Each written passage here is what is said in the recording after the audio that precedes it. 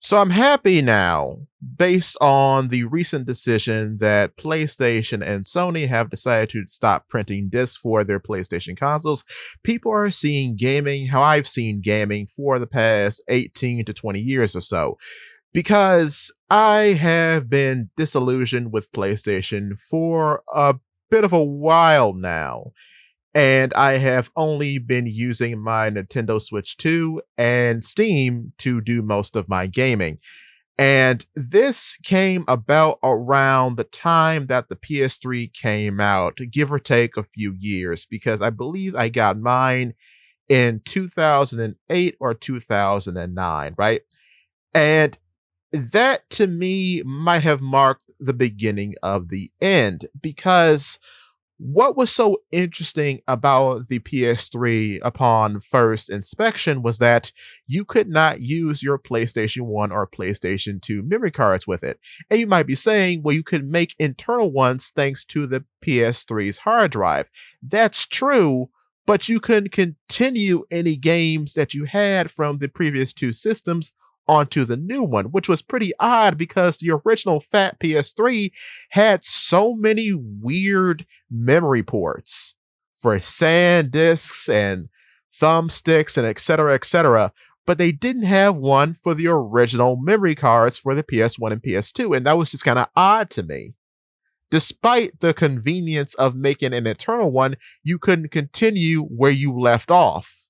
So that just seemed kind of ludicrous to me. But then, because I was in high school at the time, people were pretty enamored with the, how can I put this, what is called movie slop now. Because around that time, Uncharted 2 had come out, and then Heavy Rain had come out. I never purchased Heavy Rain. I'm glad I didn't. Not my cup of tea. But I did play Uncharted 2, and that's when I discovered PlayStation was no longer for me, because I played about 20 minutes of Uncharted 2, give or take, and I didn't like it. Personal opinion, couldn't stand it. That's why I just kind of stuck to having a Wii and a Xbox 360 for the rest of that generation. And I gotta tell you, 360 was on something else back then. Shame, that's not how it is now, but you know, it is what it is. So then years pass.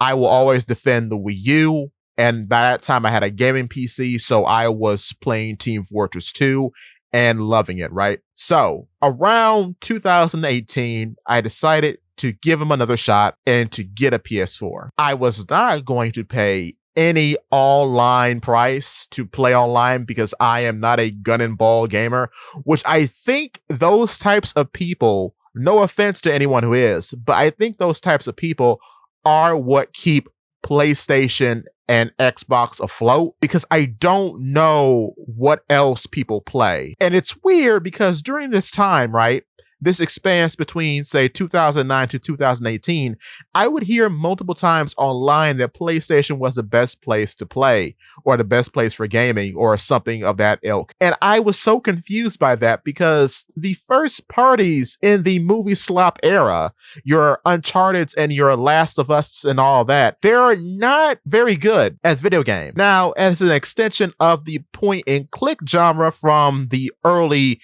PC days, yeah, I mean, they're a cool extension of that because they're set pieces. Which, I mean, the destination that PlayStation would come to that makes sense to me because Sony is a movie and hardware company, basically. That's why a lot of their hardware, even when underpowered, were still pretty phenomenal.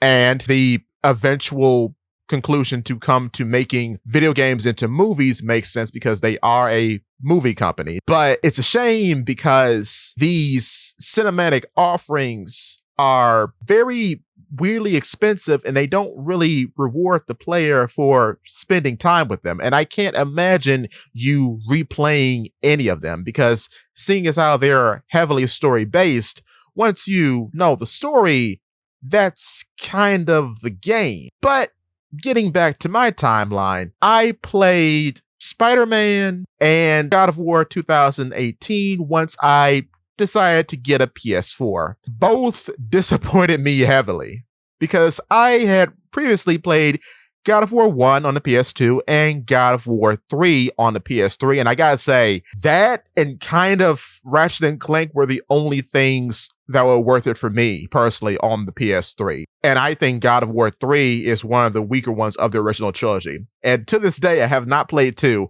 but I hear glowing things about God of War 2. But yeah, I played God of War 2018 and Spider-Man. Spider-Man, I gotta be honest with you, it's perplexing to me, as is the Wolverine game that's coming out, because they seem to be just repackaged games of things that have come out previously. Because I remember when the original Spider-Man movie came out, there was a Spider-Man game. Never played it, but I would watch it a bunch during different segments on G4, when G4 was still a thing, if you know what that is. It's a big video game network on television. And looking at that and looking at this and playing the new one at the time, I didn't see too much difference. Now, I appreciate all those guys on TikTok and so forth making these cool lives and edits of Peter or Miles Morales web swinging. That's cool. But as a game, it's kind of lackluster. It doesn't have the polish of, say, like a character action game like Bayonetta or Devil May Cry, or how God of War used to be.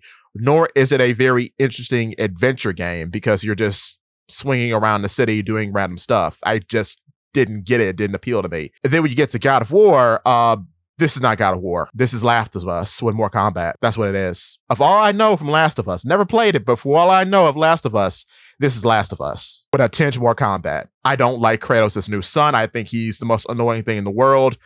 I don't like the setting. It's not very interesting. The enemy variety was terrible.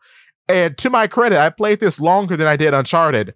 Still didn't like it. I didn't like how they took the Y-axis out of combat.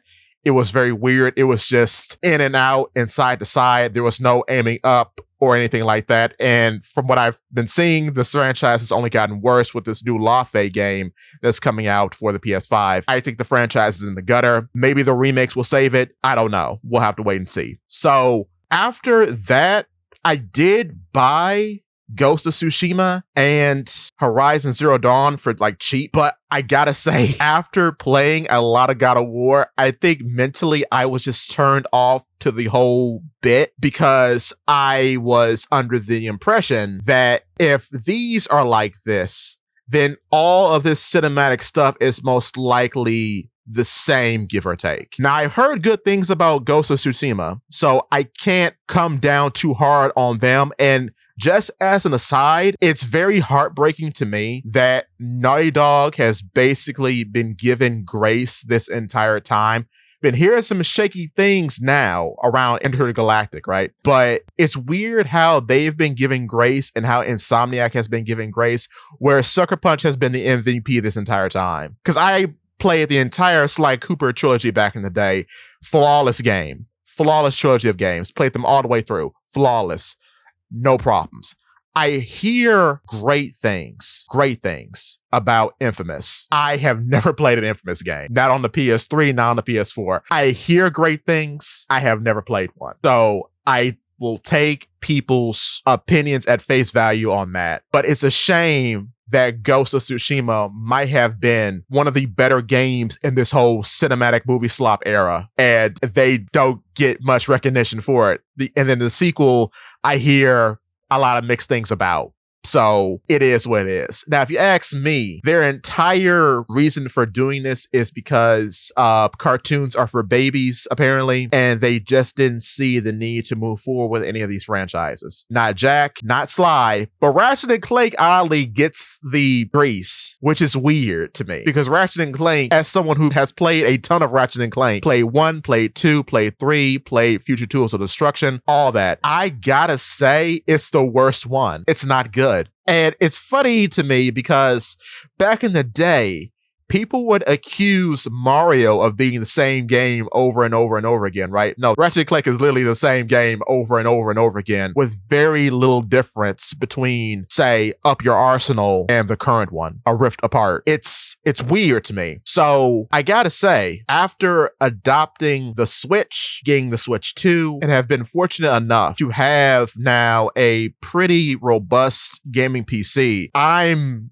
pretty much fine with what I have, because with a gaming PC, you don't have to worry about paying any like weird additional internet bill, which is something that's bad on all consoles. I'm not going to give anyone grace on that, not even Nintendo. I don't like that. I will say Nintendo's is probably the best in my experience, because I don't know what you actually get with Sony's. And then Game Pass, I don't really understand at all. It's just renting or what have you. It's not really owning anything. So I don't get Game Pass, never have. But with Sony's online service, it seems just really weird to me, because you don't really get a whole lot out of it. So I'm wondering why people actually purchase it. I can only imagine it's to play like Battlefield, Call of Duty, and any other sports game with other people online. That's the only thing I can imagine it's for. And I don't think they really care about anything else, which is fine. But that's all I can imagine people paying for it for, because otherwise there are no real incentives. At least with Nintendo's, when you buy the $50 one, you can have access to a variety of libraries of old school games that are otherwise pretty hard to get, like Mario Sunshine, because they have this whole GameCube suite. You can play all these N64 games, Sega Genesis games, which is kind of odd but cool. You can play Game Boy games, Game Boy Advance games, Virtual Boy games, which might have been a bit of a misstep, but whatever. But there's just more to it to me. So yeah, I don't know on that front. And then with the PC side of things, it's interesting because Steam always has sales. Steam always has great deals. Steam has a wide variety of games. Steam has great customer service. I know one time, because I wasn't using Steam a lot at the time, my account got taken by some Russian group of some sort, and I was able to get my account back with ease. There was a weird charging issue that I didn't understand later, but that got sorted out and I was refunded. Steam has always been pretty top notch. So as a recommendation, I would say in the future, don't pay a band plus for a new PlayStation or an Xbox. I'd say just get a PC. And I know that may sound elitist to some, but I implore you, get a PC, because you won't have to deal with all this nonsense. Now, if you still want a console, get a Switch right now with the Switch 2. Graphically, if that's your big complaint, there's not much difference between a PS5 and a Switch 2. There's just not. There wasn't that much difference between a PS5 and a PS4. That's why so many PS5 games came out on PS4. So it is what it is. But I'd say just get Switch 2.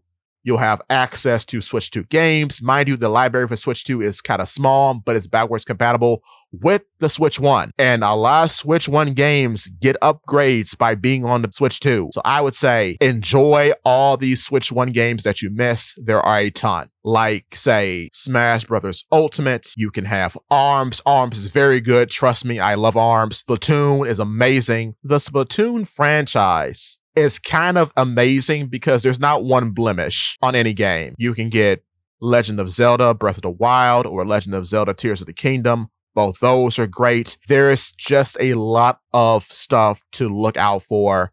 It caters to just about any type of gameplay you could possibly want. And if you don't want that, you can always go to Steam. They've got even more. So I don't think there's any reason in the future for anyone to keep purchasing PlayStations, because it's just not worth it. They have never, after 2006, I'd say, the entire culture has just changed, and they do not value what they valued back in the early 2000s, like beyond 2006 with the PS2. They don't value what they valued back then. Now it just doesn't exist, which is pretty somber to think about, because I did enjoy PlayStation a lot growing up. But anyway, stay rosy.